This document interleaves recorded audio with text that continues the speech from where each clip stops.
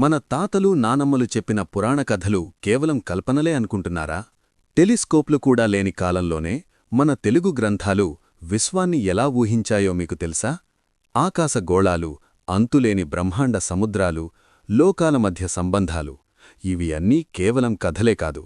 ఆధునిక శాస్త్రం ఇప్పుడిప్పుడే అర్థం చేసుకుంటున్న కొన్ని విశ్వసూత్రాలకు ఇవి ఆశ్చర్యకరంగా దగ్గరగా ఉన్నాయి.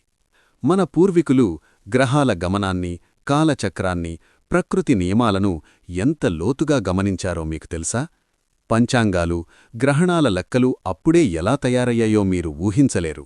మనం మిత్ అని తక్కువగా చూసిన ఈ కథల్లో నిజానికి అద్భుతమైన పరిశీలన దాగుంది.